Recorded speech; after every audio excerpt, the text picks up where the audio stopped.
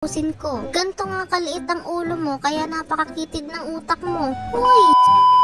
Maglulugaw nga muna ako dito sa counter habang walang customer. Ayaw ko nga magpanggap ngayon katulad ng isa dyan, kunwari masipag. Ayaw ko nga paguri ng katawang lupa ko dahil may bukas pa naman. Cancel nga ang rest day ko bukas, kaya heto ako sa counter nagtatampo. Masama na nga ang loob ko, idagdag mo pa yung customer na bibili tapos hindi naman babayaran. Ang sabi nga sa akin, Mare, babalikan daw, pero ang totoo hindi naman na talaga babalik. Napakahirap nga talagang magpaalam, lalo kung plano ka nang iwanan sa ere. Ganun talaga, Mare, depende na lang talaga sa'yo kung paniniwalaan. Kaya pag nanghingi nga siya ng space sa'yo at sinabing babalikan ka, abay kabahan ka na. Huwag kang maniniwala dun dahil meron na siyang iba. Ay, sorry Mare, nasa customer lang ang usapan pero napunta na sa relation yung wala ng ship. Kung hindi mo nga na-gets ay magpanggap ka na lang para hindi ka mapagkamalang ob-ob. Hindi ko nga din alam kung napapano ba ako. Natitimang lang siguro mga Mare dahil ulaga naman ako. Makapagtrabaho na nga at lugi na company sa akin. Pag nanakit nga ang mata ng nasa CCTV kakapanood sa akin, baka kabud na lang ako mawala ng trabaho. 1 hour na rin lang naman at uuwi na ako, kaya okay na to. Bago nga ako umuwi ay sasabit ako dito kay ating nagtitinda ng balot. Napakasarap nga ng balot dito, kaya kahit bigyan mo ko ng 10 ay uubusin ko. Ganto nga kaliit ang ulo mo, kaya napakakitid ng utak mo. Uy, subukan mo nga rin humigop ng sabaw nang mahimasmasan ka.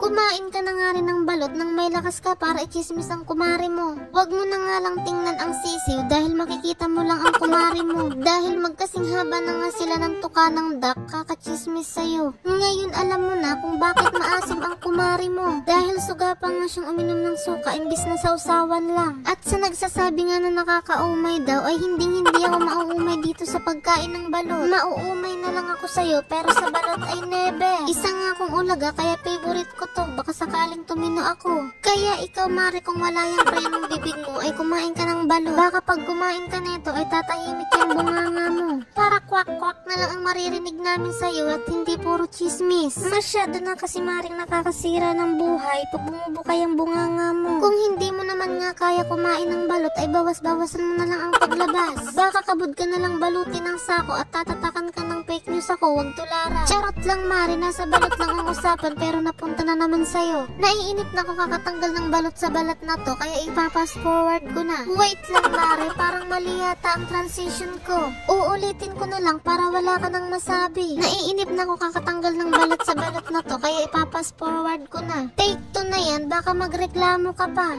Napakalaki nga ng sisiw neto, parang gusto na akong kalmutin. Buti na lang talaga at masarap to. Kung nakarating ka nga sa dulo ng video ito ay maaaring i-follow mo naman ako sa aking Facebook page at aking YouTube channel. Yun lamang muna mga Mare at see you on my next vlog.